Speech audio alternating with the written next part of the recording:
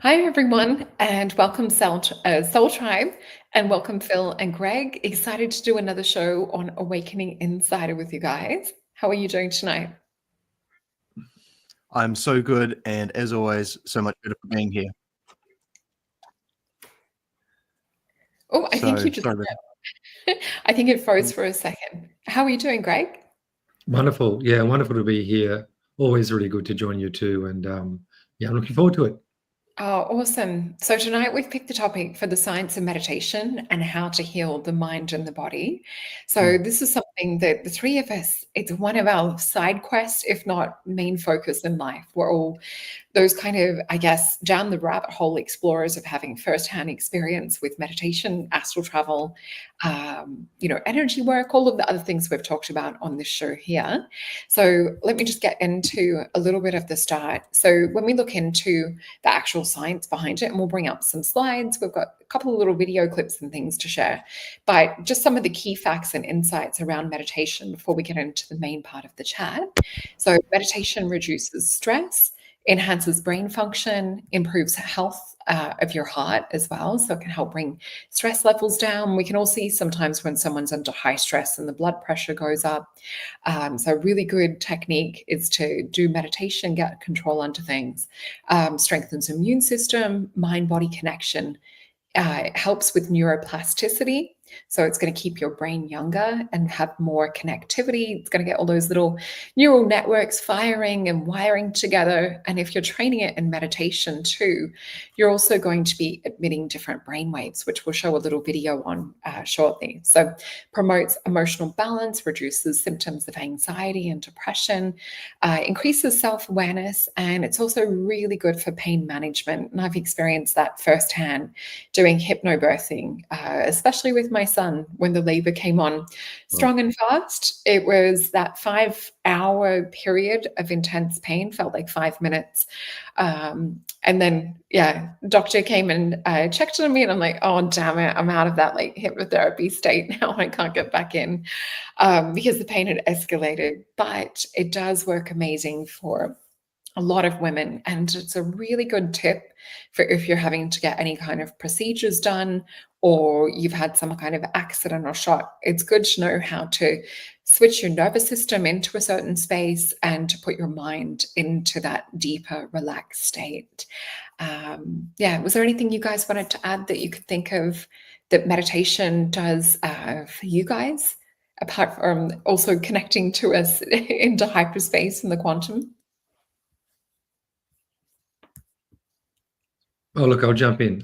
Here. Yeah, look, one great thing, I read it in this book many years ago. I read a book called Entering the Circle. It was by a Russian psychologist, and she had sort of stumbled into Siberian shamanism. It's actually a very readable book. And she talked about how she met this really old woman in Siberia somewhere who looked very, very young. And this woman used to look at a picture of herself when she was, kind of in her youth every night before going to bed, and would fall asleep with that kind of vision energetically of this kind of young kind of when she was in that kind of bountiful time of her life. So it was quite interesting, and I always think often with Reiki, like falling asleep, often I'll just bring Reiki through and I'll just imagine myself fully healed, whatever that means, and fall asleep with that happening. So it's just kind of like but as you said, Sol, amazing with the hypnobirthing, but it's a part of what we do, and I think it's the driving factor for all three of us, really, isn't it? Hey, Phil? Oh, so we might need to drop your reds down, I think. Hello, can you hear me? Yeah, you're back. Perfect, thank you. Yeah, wonderful. And this is such a wonderful conversation because, much of our suffering is essentially unnecessary. And what is the cause of that? In many ways, it's an unskilled or an untrained mind. If we're just taking meditation from sort of more of the angle of like organizing our sort of mental space so that we don't have this cause and effect chain which manifests into like a highly charged emotion, which can result in a physical reaction. And so, simply, the value that we can see in many studies and in many traditions around the world, who, it's actively part of their day. It's something they do anyway. It's something, we do it, some countries will do this, is like we brush our teeth. They will take time out to sort of let their mind organize itself, like in the morning when they come back from journeys. And so, seeking to understand, how your mind works and operates so that we can sort of be the master of it and not be mastered by it, especially while it's sort of growing and developing, can lead to a much happier life. Yeah, that's really well said. And I love what Greg said too. I'm wondering if I print out a younger picture and start practicing that now. It's never too late to work on those and holding that concept. And there was a study where they actually did that. That I think it was around the 1950s. So they took people that were in their youth in the 1950s, created sort of like a simulated reality version. I guess if we imagine like Happy Days kind of era. And anyway, they played the music, they got them to sort of dress in the clothes. I think they lost on average about 10 pounds. They started to have like new neuroplasticity and get the memory back and things too. It's so interesting. It's like when we tap into like the self-concept work, or, tapping into like that other version. And music is that one thing that even like with dementia, Alzheimer's, it activates a different part of the brain. So you can sometimes bring someone out of a little bit of a moment with music. I find that the brain responds really, really interesting to that. Let me just pop up a little brain map that we've got here. So it's quite common knowledge nowadays that trauma affects the brain. So I just want to show a little map of important parts of the brain. So we've got the prefrontal cortex, which is at the front here. So this manages our thoughts, our behavior, regulates emotions such as fears, response to events, and trauma can weaken the signals from this area. So allowing negative emotions to take over this area's reasoning ability. And this part's also affected in certain forms of ADHD. And so there's different things that you can do to activate it and bring it back online. But I find that meditation also kind of helps to synchronize and drop in and to bring the brain more holistically together. So we've got the amygdala in the middle green section there as well. So this acts as the signal for stressful situations, which protects us from danger. So when active, so it's hard to think rationally. Trauma can cause the amygdala to stay overactive, leading us to feelings of anxiety, stress, and danger. And that's that kind of caveman fear response that we've talked about on many shows. So it's that hyper alert, vigilant part of us that's like, danger, danger, Phil Robinson. And then we've got the hippocampus at the back here, which assists in the learning and memory storage. So responsible for difference between past and present. It helps to calm the amygdala. So trauma can make the hippocampus shrink, which is really interesting how, the brain will take an impact in such a way. The other thing that I had to show you was you'll find so many more maps building it out. I just want to keep it a little bit simple, but show you there's much more expanded ones with that. And also, we've used this one before. So the left being the logic, the right being connected to the universe, the absolute or creative. And I do have a little video to share to step us into the next part. You guys know that I went to the Dr. Joe Dispenza retreat November last year, which was amazing. And I have a little video of him explaining. So I'll just play this for you guys. It only goes for a little over a minute. One of the purposes of meditation, according to our work, is to get beyond the analytical mind. And what separates the conscious mind from the subconscious mind is the analytical mind. And our subconscious mind is where we have those habits and unwanted behaviors that are programmed because we've done them so many times that it's not conscious anymore. It becomes subconscious.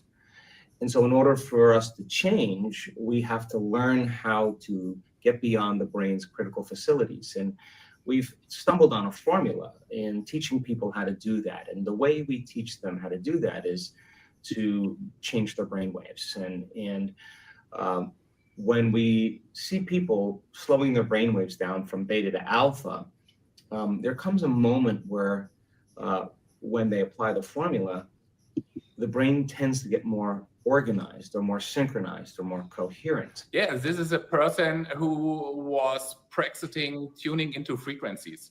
She felt the energy, okay, the energy coming up. And I'll just pause that there. But if you guys are looking to this website, you'll also find maps and little brainwave charts. And what they discovered after, I guess, scanning a lot of people with Dr. Joe's work was that not only were people getting into that, I guess, the theta brainwaves and getting from beta. And I've got this little, have a look at this, guys. This is cool. Where has it gone? I'll bring it up later. But there was a cool little brain thing that I had here. Let me just see. There's another little Dr. Joe thing. Here it is. So this is all about getting beyond. Okay, I'll pop this up. So I'll jump into, there's a lot of work sometimes doing the background operation side to get it to come together.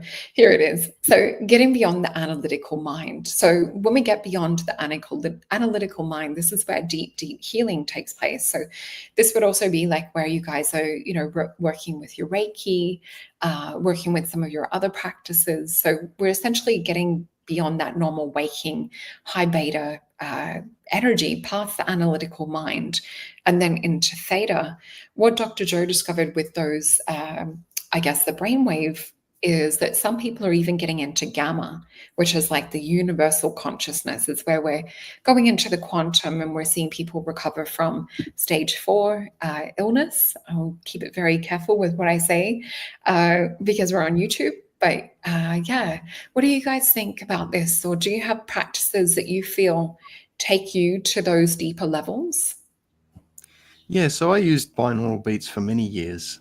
My favorite ones to use were from a company called Sacred Acoustics, which Eben Alexander, for those who may be aware of Map of Heaven and Proof of Heaven, he was the author. And very fascinating, beautiful tracks, recorded with 432 hertz, incredibly well scheduled out, laid out. I've tried others as well. I've got a whole library of binaurals.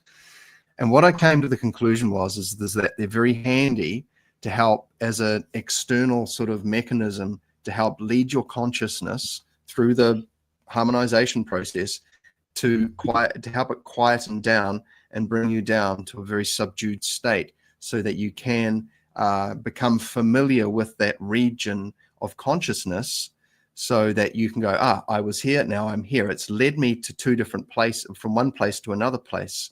And that journey that you take is something that, you know, you can replicate yourself with certain types of trainings. And so in Hermetics, for example, we seek to sort of, you know, look at, break down the functions of the mind, whether it's the intellectual, the will, the feeling, and also the overall consciousness.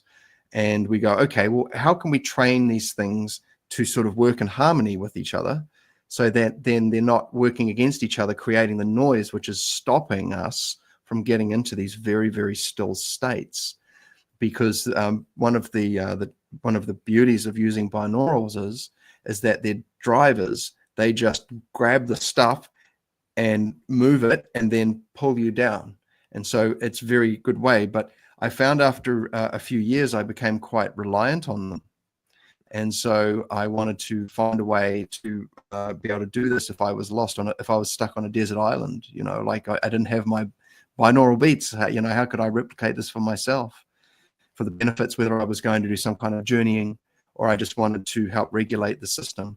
But yeah, I mean, you know, having a map of consciousness, whether it's, you know, bringing together the information we have on neuroscience and also, you know, brainwave awareness, REM, sleep. These are all very valuable to the modern mystic because they help us to make sense from a very practical point of view, especially in the West, how to get to places that we've been before, how we can become familiar with them, the flavor of the mental environment or the felt environment that we find ourselves in.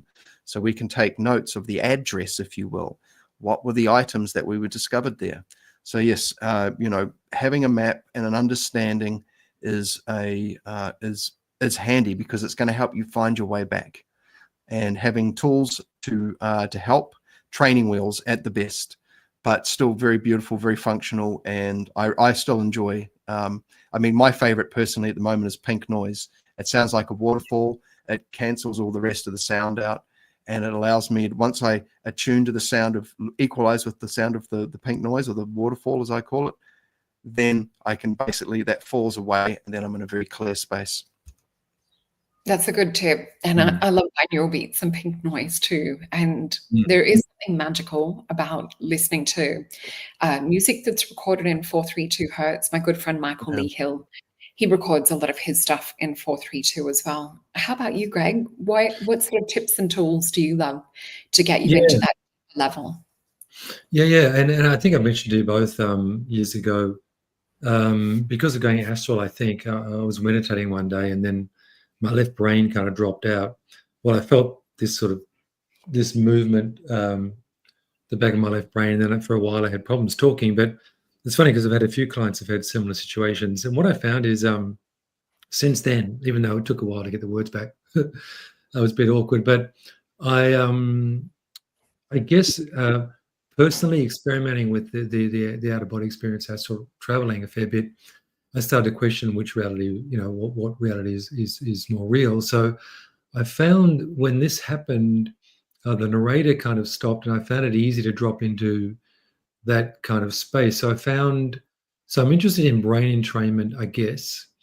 What I mean by that is, even now, if I'm talking about astral travel, your brains, everybody listening, there'll be parts of your brain that start to resonate with a similar frequency. So I found that it's kind of like, I guess I got obsessed early on with meditation for relaxation and for how I felt and how I get rid of anxiety. And it was an obsession in my early 20s, so much so that I remember I got very, very sick because I was meditating for a couple of hours a day from the beginning in my early 20s, and from never having done it. And that kind of almost losing yourself to find yourself was what I found magnificent about it. But then when that experience with the left brain thing happened, it was interesting because I found it easy to drop into that kind of nothingness. And then a few years ago in Brisbane, actually, the guy, the Pandora Star, this light that I use for entrainment with clients, it's kind of a meditation machine. So it is kind of like a light version of kind of these binaural beats, if you like, flickering. And, you think of sun gazing, you think of fire gazing, all of these ancient practices. So anyway, the guy who was the Pandora Star distributor, he wired me up like you saw on the Joe Dispenza things, because he knew about my astral traveling stuff. And what he said was interesting. He said, well, so the predominant wave state was the gamma wave, the predominant one. So all the wave states are working all at once, but there's often we have predominant wave. So he said, you don't really see any of this is real, do you? And I said, no, well, personally, I don't. So I'm having to come to terms with being human. That's my thing, is to ground. So what I've found is the gamma wave, which is kind of like it's a high frequency meditation wave. So it's actually, that's why it's hyper realistic in the astral realms. So what happens is you kind of, you tune out, then all of a sudden you tune in. So I found also just long bouts of meditation, like for novices, I found like when I've taken these retreats, when people are probably about day 3, if meditating for around 6 hours a day or so, and about day 4 was when we really could introduce the idea of leaving the body, because it took really 3 days for people just to get into that zone where they could meditate and their mind wouldn't scamper off somewhere. So I've just found literally, like to those of watching today who want to experience these higher states and these very kind of centered states, just to literally take a few days where you just meditate in bouts of 2 hours, and just a lot of meditation. I remember coming back from the first retreat I did thinking, my God, I need to meditate 6 hours a day, otherwise, you know, and of course you get back into normal life, and you know it's probably not going to happen unless you're a monk. But anyway, that's my. I found the brain entrainment with the light is very good. Just going through different frequencies, but the gamma wave is an interesting one to work with as well. I'm not as surprised that you had the gamma wave show up, as you said, like with your connection with astral travel. Super, super cool. That's like, you know, where people have more multidimensional experiences or experience contact with interdimensional beings and things. That's a little bit of the correlation of what they're finding with Dr. Joe's research. And you talking about devices, guys, is so cool because I'm such a geek for stuff like that. So I've tried out a few different ones. I tried out a focus band and I've tried out a brain tap. With the brain tap, and because I know a lot of the our beautiful audience on this show knows I have a problem with technology and things exploding and things just stop working, especially if we're talking about certain subjects where I'm excited. But with a brain tap, you've got the headphones that are playing the binaural beats music and sort of brain entrainment, a little bit like Hemi-Sync is what it kind of feels and sounds like, but it plays flashing lights in your ears. So there's actually light sensors in the auriculars part of the ear. So it's like stimulating and putting you into a deeper state. Your brain's actually seeing that light, which is phenomenal to think of. And then it's got like a visor that comes down, looking almost like 3D goggles, sunglasses, and that's got flashing lights too. So it instantly kind of drops you into like a deeper state. I bought one, and unfortunately, I tried 5 different versions of it. And each one worked for maybe about 20 minutes, and then I couldn't get it to work. So I went back into the clinic where I bought it, and I could put it on. If they put it on me and I didn't touch it, it would work. So I don't know if it was like something just energetically. It was super, super weird, though. They had never seen that before. But yeah, I do have some people that I know that also have them, love them, swear by them. There's particular programs you can download and have with it. I also want to talk about with where we said about trauma and it affecting the brain and things too. The other important thing is that, you know, trauma not only affects that, it affects our vagus nerve, it affects our nervous system. And one of the things that I actually had an experience with last night, and I was sharing with you guys backstage, I went and had a sleepover in one of the EES systems, which is kind of like a quantum healing system. But before doing that, I went to this guy's breathwork class. So this is Barney, and I've got the website up. I'll actually copy and paste and pop it in the comments. So if you guys want to go check him out, really, really cool. And it was amazing. So there was sound healing, you know, music and things played at the same time. He walked around and we were just coached the whole time with the breath work. So breathing in and exhale. And we did triangle breath. I think we did maybe some box breathing and some kind of almost like a hyperventilative type breath, you know, like quite fast movement. But what happens after doing the breath, and he works you through certain levels of breath too, which we know changes the brain. You find that your body actually starts to communicate to you where there's trauma and things. So I noticed like a sensation coming up in my ribs. And from my kinesiology training, I'm like, oh, that's anterior serratus. That's connected to the lungs. This is connected to grief. And then I started to feel more information, and I'm like, okay, when did this come up? So we can tap in and talk to the body's intelligence. And so it's like, this was from 2 years ago. So there was things happening sort of trauma-wise, shock-wise 2 years ago that my body was actually processing and letting go of last night. So you can feel like a pins and needles kind of approach, and a little bit of like, you'll get maybe your legs shake a bit. Some people get full-on shakes. It's like the nervous system processing and purging all of this out. So I did have a nice, gentle emotional release that was just kind of like tears, but I was so grateful for the experience. It was really actually quite deep and quite profound. So I will be going back.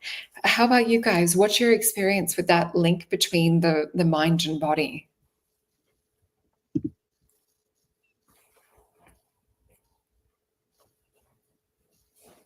Oh, Phil, we don't have your sound. I might start with Greg, and then we might get you just to see if you can log back in. Sometimes that rejigs it.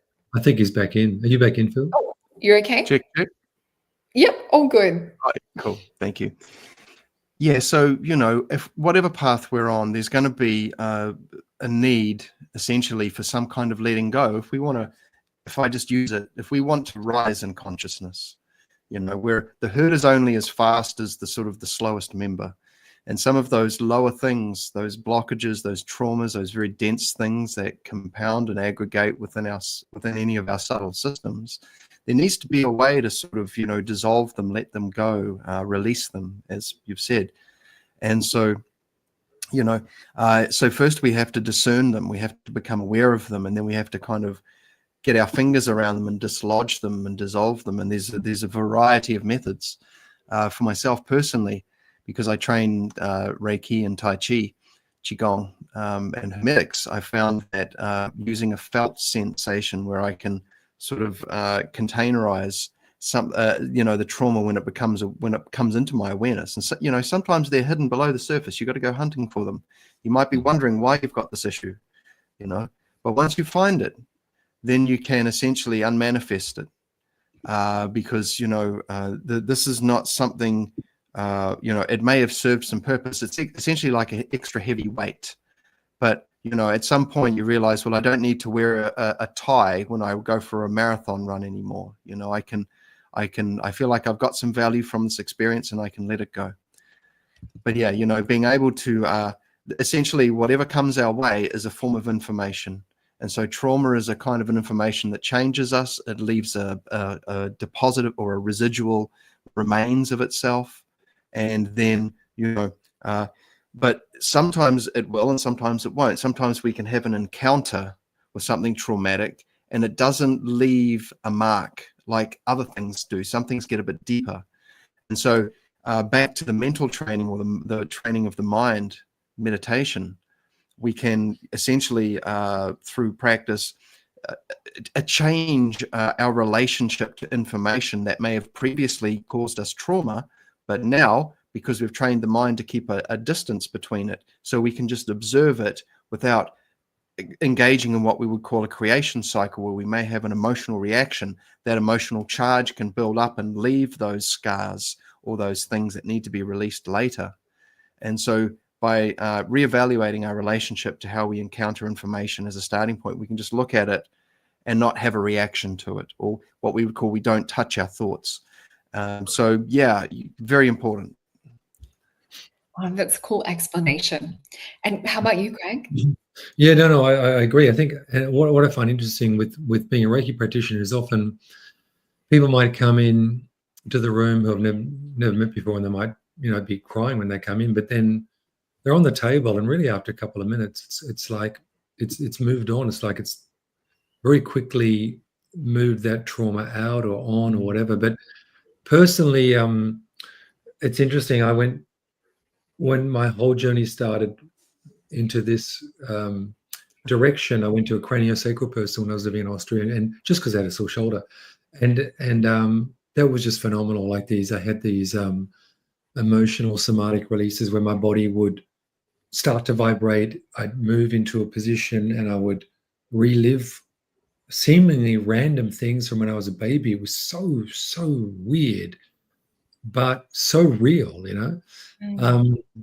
And regarding the breath work, it's interesting. I've done Wim Hof for quite a few years on and off. That's good. I do bring that kind of breathing into my Astral workshops as well, because I just find it just gets the body pulsating. And I did a breath thing. I was just happened to be there because I was presenting myself, and that was really good. That I kind of was like a hyperventilation where I cut out. Well, I kind of fainted, and when I came to, it was very ecstatic, and then it was kind of almost, I just released a lot of crap. It was like, what, being born again? I guess it was like a rebirthing. The old days they called it rebirthing. Yeah. It was a classic kind of rebirthing where do I want to come in here? I don't know. And then I had another one where it was a bigger group. I happened to find myself again that I didn't necessarily choose to be there, but I was there. And this one was really full on because there was only anyway. I just had, I was once again knocked out, and then it was my full-bodied, like there was something else screaming. So there was something maybe past life, or the whole body went into spasm. So that was very full on and interesting, very interesting. And I think a lot of this goes to the notion of surrender. I think a lot of people, I mentioned before, the notion you've got to lose yourself to find yourself. I think not to judge yourself, like it doesn't matter what it is or where it's coming from. You know, it's energetic, just to release it, just get out what is not you so that you can be the best version of yourself. However, which way you want to define that, whether that's happiest version or better functioning or more focused or happiest, I guess, most content. But it is cool though, the breath thing. I've also seen the Astral. I was once shown these aliens by my guide. I was shown these aliens. They were breathing at 68 beats a minute, 68 breaths a minute for 10 minutes. And I tried that in an Astral workshop and everybody started fainting. So that's a bit quick, but just very, very quick breathing to connect. The intention was to connect with higher intelligence. And that's what I was being shown. So because of that, I brought it into my workshops where I just get people just hyperventilating for a little bit with an intention. And it works. I had that last night with the breath work. So what was interesting and what made me feel a lot safer to start to process and release, you know, trauma and things out of the body. I saw these beautiful, I think it was when we were getting to the stage of the breath in and out quite fast. Yeah. And then I saw these beautiful golden filigree design, you know, when you see like a bracelet that's got like those little swirls of gold, and it's almost like wire wrap type work. It's really beautiful and more kind of Renaissance period, I guess. But I saw these angels that had wings that were like filigree spirals and love hearts and just their energy walking around the room. And it was so bright. I opened my eyes at one stage because I'm like, but, you know, it was mainly in the third eye that I was seeing this and in the other dimensions. But, you know, working with this breath work, it does sort of shoot you through that veil into the higher dimensions. And the same with the work that I've done, you know, with Dr. Joe's retreats and even other meditations and things that I've worked with in hypnosis. But the other question, and this is a little bit on like the fringe side of things for maybe what we can talk about here, so I have to keep it dialed back a little. But sometimes like with doing the breath work or doing even the Dr. Joe Kundalini shifting, where he talks about squeezing the pelvic floor and we're like a reverse coffee plunger, pulling that energy up, pulsing it and releasing it out the pineal. Sometimes my body vibrates so strong that I feel like it's like pins and needles all over, and I feel like I'm going to explode outside of my body. So it's like a Kundalini experience. But there's that mental part that comes in of our consciousness. It's like, hold on a minute. I don't know if like I can handle like this much ecstasy or this much kind of like pins and needles rumbling like throughout the body. And so I find I'll get to like a certain point and then I might bring it back. I just wondered like if you guys have experienced that, and I'm working to let my consciousness go into beyond, you know, any fear or things. And I'm perhaps going to do a little bit of hypnotherapy around that too, to get beyond that and see what's on the other side of the wall. But have you guys had things like that happen? Yeah, so, you know, when we encounter new experiences, sometimes, you know, it's a gradual build up. Sometimes, you know, you'll get a Gopi Krishna where you have the full Kundalini, you know, the 1,000 petals opened up on your crown, and then you can't function for months, you know, because, you know, it was an accidentally sort of ignited or initiated experience before the necessary structures or things were involved. But, you know, with like when you are having an experience and you are finding that it is becoming overwhelming, you find that you'll pull back a little bit, and it's like every day you run to the next lamppost, you can handle a bit more. That's what it feels thing. like. So so that's a really responsible way of dealing with these things. As you encounter them, you go, okay, all right, that's enough for now. You know, because, you know, I've got plenty of friends that like taking the hero dose, and they end up having to pay for it. And you know, and in Hermetics, we've got some pretty cool things to do, but you got to do them proper. But as far as getting the top to pop, you know, you can work the orbits like they do in Taoist systems, the microcosmic, macrocosmic orbits. We've got a system in Hermetics where we balance the astral body using the 4 elements, which is very fun and very cool. And you know, and then there's many Vedic systems of releasing too, and like that one you mentioned, that sounds familiar. I've heard of some things similar to that. but you know, like sometimes it's just going to pop, ready or not. And you know, hopefully you've got someone on the speed dial that will just not judge you and just come over and just help you find semblance again, because sometimes experiences can be overwhelming. And so it's good to have a spotting partner on the speed dial. Yeah, so, but yeah, I mean, yeah, absolutely. I remember sitting down doing one of the Reiki meditations called Joshin Kokyoho, which is sitting in the belly and then pushing the energy up and out. And yeah, I had like a mini Kundalini from that, which is pretty awesome. And you know, you feel it, and you just feel this sparkling rise through your central axis, and then it just, and it's like, whoa, you know. And but like I said, it was a mini one. I've had things that have probably been a little bit more significant, but as far as like a gentle introduction to what I believe was that Kundalini type experience, you know, that was just from, like I said, simple meditation that's shared amongst other traditions, but getting the subtle substances swirling, activated, you know, getting the initial impetus for movement to happen, just like when you're climbing the rope to get out of your body. You know, you're learning how to do something new, and you know, there's lots of different ways of doing that, but I think you know, just like I said, a little bit at a time. That you look, you got plenty of years, guys. Just take your time with it, because you can do yourself a mischief. And as cool as it might seem at the beginning, you know, afterwards it can be a bit sort of it can put you off too a bit. It can be a bit overpowering. I've had some things that when I do them now, I just pull back a little bit and let them kind of unfold. Yeah, and this feels almost like an egg cracking open, like with light splitting out of it. So it's like, I'm used to when it happens spontaneously, or if I'm kind of like in dream realm or something activates. And I've had similar feeling on ayahuasca as well, where all of, especially the root chakra, for some weird reason on ayahuasca, just was like pulsating for like 4 or 5 hours nonstop. So it's like intense, kind of like tingling and like rippling throughout like the whole body. So yeah, I feel like part of me is like, maybe, you know, it's human mind wanting to control the situation, and maybe I need to relax and go with it. But it does feel that it's activated using this mechanical pump that stimulates the plasma to go up, that cerebrospinal fluid. So I think that's probably the physical or semi-physical conductor between the physical and non-physical planes.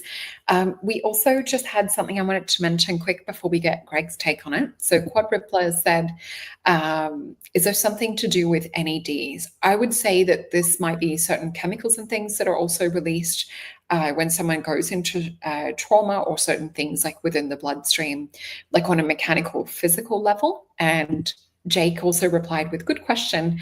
I think breath work also stimulates the pineal. So yeah, there's a lot of stories of supernatural experience that closely mirrors a lot of the meditation experience. How about you, Greg? What's been your experience with kind of the Kundalini side of things? Look, like as Phil was saying, I haven't really pushed that too much, because I've had like quite a few clients who've had experiences where they've had some Kundalini, and they've gone on to into mainstream medicine, and they're on antipsychotics, and it's actually not good. I've helped a few with them, but it's tricky. For them, it's tricky, but for others, it's been okay. Personally, you know, it's funny. I do a bit of breath stuff, but I don't.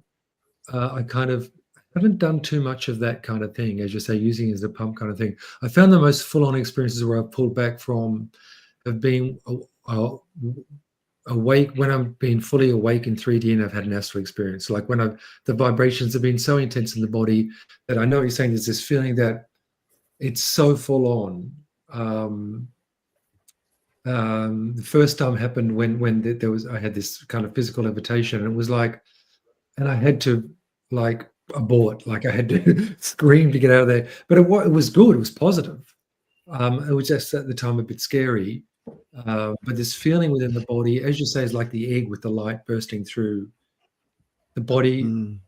Almost couldn't contain that energy. So personally, I keep it back, and I guess a lot of my attention is with teaching, because of teaching astral stuff. So I'm pretty cautious. I like reading some of the Franz Barton stuff because there's in the Hermetic thing there's structure, and I think a lot of people, it's good to have steps. I think for us three, because we've been involved with this for a while, and we have this call to adventure that I was talking about last night. So there is this, like, let's step over put the fingers over the cliff a little bit, But the someone was mentioned before the pineal gland. Yeah, this, I think it does. I think working with I think breath does go into the pineal gland to help decalcify. And I find often, even at night, just if I really relax my body, I feel there's all these flashes behind my eyelids, flashes of light. And I find that if I can get to that state where I really use the breath to really relax the body, and I kind of, I don't know, it's hard to explain, but I feel there's this light that is kind of pushed out of my third eye. So it's curious the ways we ought to approach it. At some stage, it's funny because I've asked many clients, what exact Kundalini breathing exercises do you do? They send me stuff, but I never look at it because I just look at it. It seems a bit full on, and I think at some stage I'll do that. But I am interested, actually. More and more, I'm interested to do these other things that are a little bit. There's something. The root chakra, as you say, that's the one that often. I love that feeling at night when, I think Phil mentioned a couple of weeks ago, sometimes you're lying there in the morning, whatever, and your body's just a buzz. And often I find it's that root chakra that's got that. I love falling asleep to it too, when you got that fantastic pulsation. Mm-hmm. It's so pleasant, isn't it? It's just so pleasant. Yeah. And I find if people are afraid of really pushing it, just to kind of look for it, like look for that, put your awareness into your root chakra and really relax. And I find it happens almost of its own accord. But really getting into that full on, that's very interesting experience. It would be, the only thing I could describe it with, those almost like chiropractic muscle massages that getting deep, and it's like super like vibrating, and you're like, you could only probably tolerate it for a bit. That was with ayahuasca, like what it felt like. But I had to actually, and I was lucky that I've done a lot of meditation and things and hypnosis. So I had to sort of almost disengage my mind from that Kundalini feel within the body. It was a really interesting experience. But yeah, it's happened at the Dr. Joe retreat too, where all of a sudden you know what I think it is? Because when you're getting into gamma and you're getting into the higher states, or you're working with the plasma in the body, because it stimulates the crystals, I think it's when we're sort of starting to go quantum. So I almost felt like I was going to physically crack open like an egg and just dissipate into the quantum. But even as a child, I'd have weird experiences like that, like around kindergarten age, falling into a void space without even sort of, knowing what I was doing, because I'm like 4 or 5 years old. But I also want to remind everyone too, if you guys want more in-depth knowledge, Greg does offer workshops and things on astral travel and Reiki, and teaches courses and events. And he's also just been going live a little bit more too on his YouTube. So, yeah, definitely go jump over there, like, share, subscribe. And Phil has also updated his Substack. So you can now come into Phil's Substack and see the Awakening Insider series on here too. So it's so cute to see, like, we're like adding to the Substack. It's really awesome. If I could say, one of the bonuses about using Substack, you don't even have to sign up for a membership or anything to access these guys. But if you watch these Awakening Insiders on Substack, you can listen with your screen off, and there's no ads as well. So I'll just leave that there. That's good. Cool. I like it. It is. And you also have your bookings too. So you've got Reiki and energy work that you do, as well as tarot. And I also just want to recommend, if you guys are into the potion side of things and a little bit of alchemy, this would be definitely the potion to go with if you're talking about meditation, out-of-body experiences, and activating some of the things that we're talking about. So it's affirmation that I've written is, I am the seeker. So a perfect affirmation for what we're talking about tonight. And I've also got some bookings available over at Maison Jupiter. So using discount code Jupiter, to save 10%. And for you guys wanting to experience the meditations in the Soul Tribe, I know a lot of you have tried a few of the ones that I've got on here, and there's many different ones, whether you want to work with like an alchemy style meditation, jumping to higher timelines, or working with actually holographically changing your voice print too, because our voice print, as we've mentioned on other shows, holds everything. So with missing vibrations, we'll get disease and illness. And if we can fill those spots out and put those vibrations in, we tend to cancel out disease and illness. So we're definitely all about like the holistic side of health here on this channel too. And we've got about 15 minutes left. Oh, thank you, Jake. Awesome. So we've got some Vision Quest potion drinkers here. It is the blue potion. If you put a few drops of lemon juice, it will turn indigo purple. So it is a real alchemical, magical thing. Was there anything that you guys wanted to mention? I think we've sort of covered a little bit about why it's important to meditate, as well as the science to overcome the trauma, to take us and elevate us to the next level. We mentioned right at the start, it, helps with having a stronger immune system. And we've seen, disease and illness also reverse, as we said, stage 4. Is there anything that you guys that's coming to mind that you want to mention?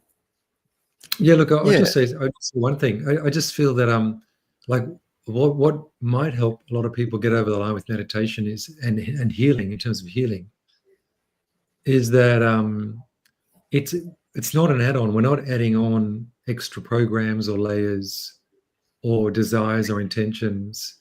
It's actually letting go. So like what I've perceived through my spiritual experiences outside of the body is that we exist in this state of perfection, as you both would attest to, and many of the listeners too.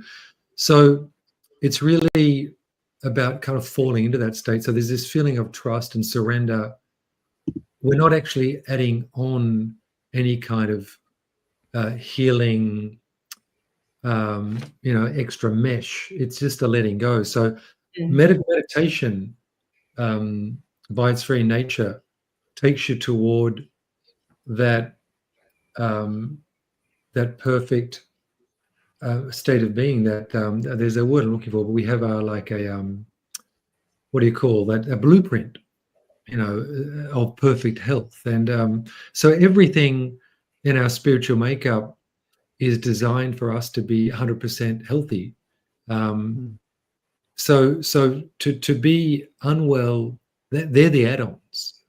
So when you meditate, you release the add-ons, and we're not adding on being well. It's not an extra thing, and that's what I think people should realize. So just a few minutes of meditation, just being with yourself in that way, is by its very nature healing. We don't need to add that intention of healing onto it. It's a byproduct of meditation. Yeah, and as Lisa said, excellent explanation. It really is. When we look at it to the blueprint level, what is it? Perfectly whole, healthy, and well. There's a few affirmations that I've heard people say in relation to that. And how about you, Phil? Yeah, so I think the blueprint model or metaphor is beautiful, because if we think about it, okay, let's say we've had some interesting experiences. We may have gone out of body. We may have seen things that other people don't see. So we're open to the conversation. So let's try on a model.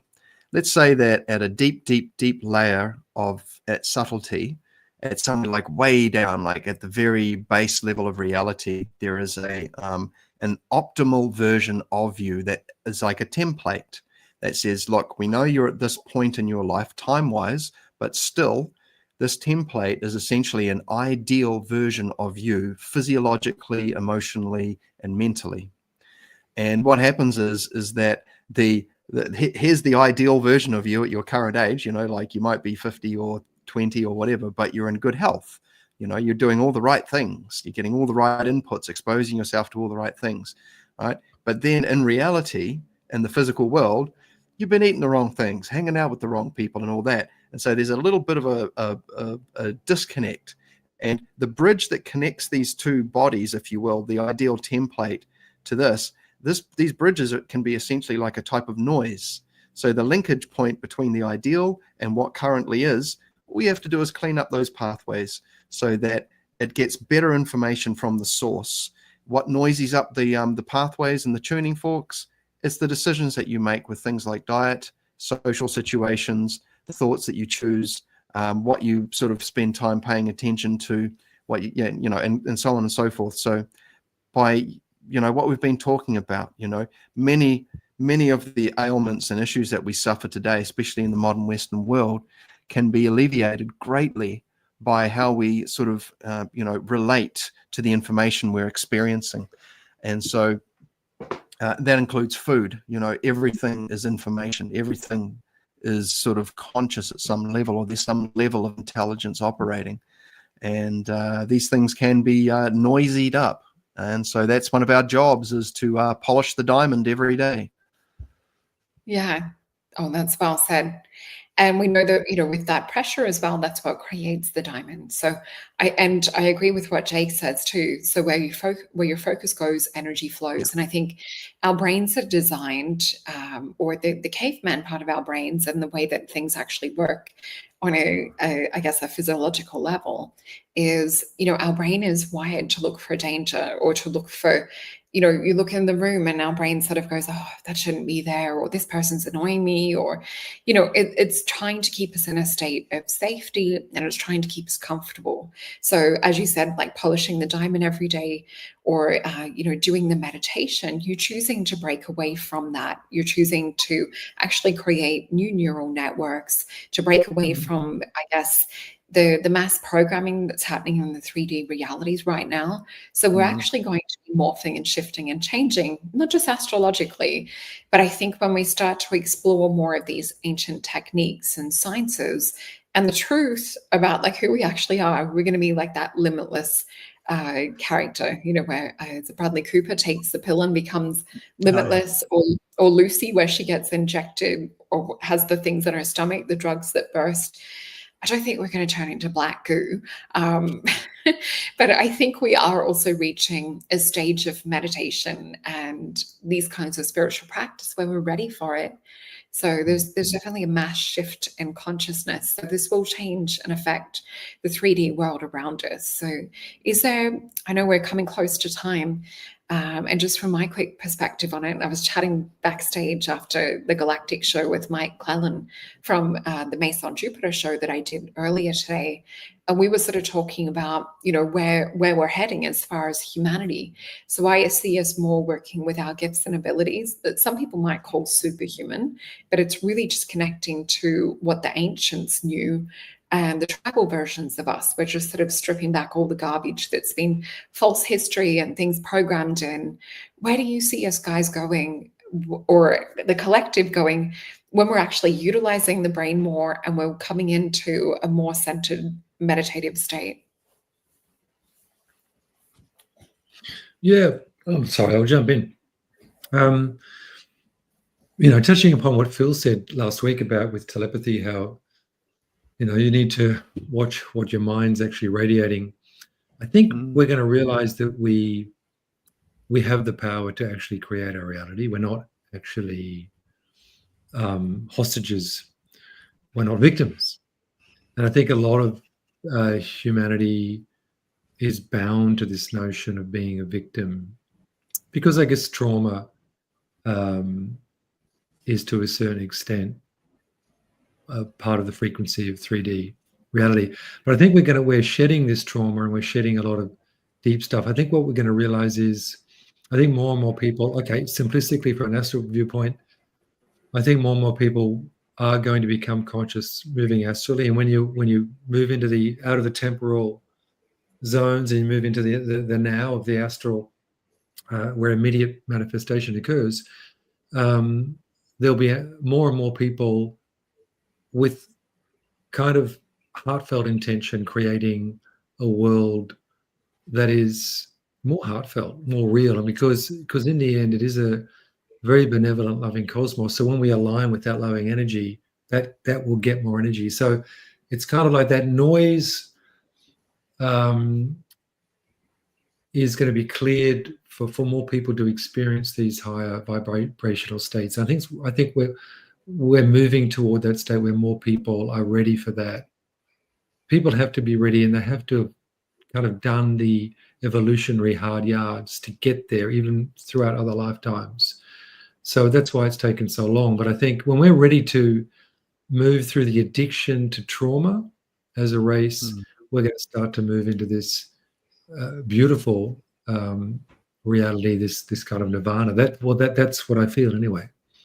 Yeah, I think that's really good to strip it back to, with the healing aspect and the trauma too, because a lot of people, I guess, their first sort of spark of light on that path to recovery or to healing, it really is, I guess, trying to identify like what's going wrong in the body, to look at, symptoms and illness and disease. And we know that a lot of that stuff comes usually in the emotional so we've got the spiritual blueprint, you've got your mental, emotional, and then the physical. So things don't usually manifest into the physical until the very last moment. So even with other things like accidents and that are sometimes a sign that we need to change direction from a higher level. So I think you're right. If we can sort of jump more into this space of already being healed or working with some of the higher spiritual aspects of healing, perhaps we're going to collapse that old timeline and jump forward into a utopia or nirvana. How about you, Phil? Well, if we take a moment to just contemplate, what a better situation would look like, whether it's social reform, whether it's the structures we've built in society to support, the creation of beauty and inspiration, to encourage others to sort of flower, from naturalness to spring forth, then what does it look like? I'm sure it's going to be some beautiful sort of fusion and harmonious existence of technology and nature, where we've taken things to another level. We're not waiting for the fruit to fall off the tree. We're planting the trees in rows, so to speak, so we can intelligently do it, or however we choose to do it. But I think that moving forward, if we want to make a better world, then a good place to start, as always, is with yourself, because whatever you're radiating out, like Greg was saying, quoting me actually, like what happens if we wake up one day and everyone's telepathic? Man, I tell you what, you better get your dirty laundry inside your head sorted out, because everyone's going to be watching it. And I did mention it. There's a movie, Chaos Walking, with Daisy Ridley and Tom Holland in it, which explores this topic, where the men can basically see each other's thoughts, but the woman can't see. No, you can't see the woman's, but you can see the men's, and it creates quite an interesting social dynamic to explore. It's a good one. But it's a good one. Yeah, the movie's okay, but it's about exploring the topic, and and this is a great way. And I think this is why I would encourage everyone, if you haven't already, get some form of creative expression in your life. And whether it's imagery or writing, verse, learning to describe and explain things, because I think if just to close up here, is to say that one thing I think the world could do more with is more genuinely empowered people, empowered from their own natural expression point, and creativity is one way to sort of open that flower up. And once then and then it's a matter of courage. And so practicing courage, there's when we're on YouTube here, there's things that we can't really say, and so there's a little creep in of things like self-censorship, and we have to be conscious of that, because if that happens everywhere, then we start sort of tapering off our genuine expression, and these kinds of things. So we have to be mindful of how often we engage and participate in those kinds of behaviors. I mean, over on good old Substack, I can pretty much say what I want. Doesn't mean that I get all silly on it, but I'm conscious of how important it is that the people that I see, the audience that I have, and the people that come to me for feedback, and that I give them the best of myself. And sometimes that requires me to dig deep with courage, and something worth practicing. And that's what I've got to offer on that. Well, good answers, guys. And I'm just going to bring up this. So through the week, I popped up the astrology So if you haven't already, go check out your sun, moon, rising. We do a little bit touching on to what's happening astrologically because it's a huge, huge month. We just had the 7 planetary alignments happen last night. We've started Venus retrograde. We're going into Mars retrograde in 2 weeks' time. We just had the new moon last night as well in Yes. Pisces. So like a hyper spiritual kind of psychic time. So everything that you were just saying, Phil, about cleaning up our minds for telepathy and things, this is so spot on to do with the astrology for now and with some of the planetary stuff. But I just want to remind you guys to go check out Phil's Substack, and his bookings are on there as well. And yeah, as Phil said on other things, it's good to sometimes get off some of these platforms that get censored and taken down. And we also have Greg's website too. So please come on over and check that out. And if you haven't already tried some Vision Quest, we have some really interesting meditations and stories and things that have happened from people working with this beautiful potion. So go on over to Soul Alchemy Potions. And we also yesterday just had our event for the new moon, which was amazing. We did a really fun exercise together. A little psychology Japanese experiment that I did with the guys over here. So you will get a free invite if you've ever bought a potion to come to the next new moon event. So that'll go up around mid-March. But oh, and thank you, Lisa. She's just saying, great conversation as usual, guys. Thank you. And Jake is saying, yes, the Astro videos were so wonderful. Thank you. Well, I so enjoyed our conversation tonight, and I could geek out and just spend days and days and days like astral traveling with you guys and having full-blown psychedelic experiences. And we'll get to it one day. I think one day in person we're going to have to do a workshop. And I know a lot of our audience is also wanting to come to events and meet up and things in person. Oh, thank you, Jake. Was there anything else you guys wanted to mention quickly before we go? I did. I watched your Capricorn video yesterday or the day before. I loved it. Thank you. I thought it was Capricorn. So thanks for that. I loved it. Yeah, thank you. Thank you. Oh, that means so much to me. Thanks, Craig. Well, you guys. Oh, were you going to say something, Phil? I've got the Aquarius one queued up now, mate. So I'm going to go check that one out. Oh, cool. From memory, I think Aquarius was like, there's a bit happening. there's really? past lovers and things returning. So definitely go check that one out. There's karmic situations and things finishing up for Aquarius this month. I better go check it. Oh, I forgot to mention our show next week. We're going to be talking about paranormal ghost stories. So please mark your little calendar. It's going to be in 5 days' time. We're back to normal time, which will be our Australian Friday and New Zealand Friday, I think. Is that right, guys? Yeah. Yeah. And we look forward to seeing you guys over there. So come along for some cool ghost stories and talks and paranormal things. Any questions that you have, you might want to think of through the week, or if the audience wants to, in the notes, in the comments, share your stories. We would love to hear about it. But thank you guys again. And I will see you on Friday. Bye, everyone. Thanks, guys. See ya. Thanks, guys. Bye.